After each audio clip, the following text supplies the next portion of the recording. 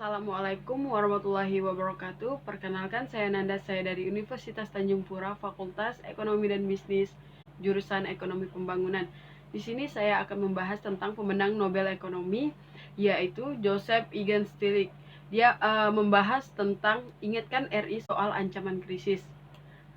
Penjelasan tentang pokok, yaitu Stiglitz juga menyebutkan negara berkembang termasuk Indonesia perlu segera mempertimbangkan untuk menggunakan capital control dan menggunakan teknik pengelolaan neraca modal dan finansial yang baik.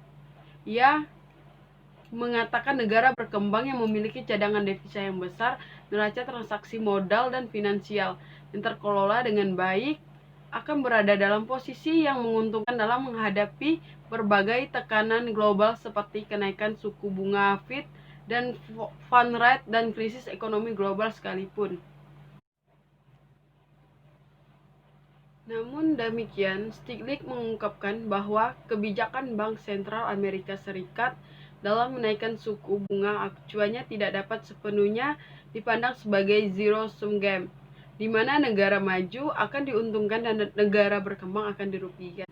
Di sini ada contoh, yaitu berpandangan bahwa lembaga IMF dan penjabatnya telah mengabaikan implikasi dari incomplete information, kemampuan pasar yang kurang, dan kelembagaan yang masih buruk di negara-negara yang sedang berkembang. Padahal, semua kebijakan yang diterapkan tidaklah sesuai dengan karakteristik negara-negara yang sedang berkembang. Stiglitz berkali-kali memantah kebijakan IMF. Ia menganggap bahwa kebijakan IMF selalu menyesuaikan dengan buku teks secara baku, namun tidak mampu mempertimbangkan kondisi dan karakteristik negara yang sesuai dengan kebijakan tersebut direkomendasikan. Stiglitz beranggap bahwa konsekuensi dari kebijakan yang salah arah ini bukan saja berpengaruh secara abstrak statistik tetapi secara real manusianya langsung merasakan penderitaan akibat mengikuti arah kebijakan yang direkomendasikan IMF. Di sini ada argumentasi tentang pemenang Nobel ini. Stiglitz menekankan yang diperlukan dunia saat ini adalah kerjasama moneter secara mendunia.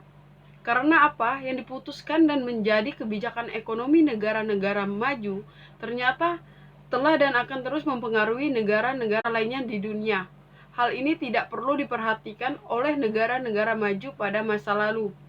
Dasar argumen Stiglitz sesungguhnya berbasis pada kebijakan ekonomi yang berbeda, yaitu pada perilaku teori yang menjadi penekanan dan dijalankan oleh ekonom.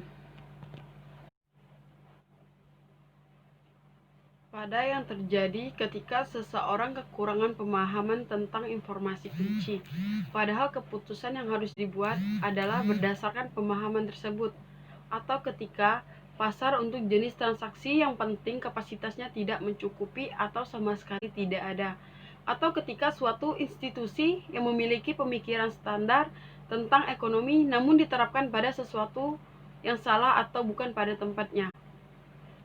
Sekian dari penjelasan saya. Mohon maaf jika ada salah kata. Saya ucapkan terima kasih. Wassalamualaikum warahmatullahi wabarakatuh.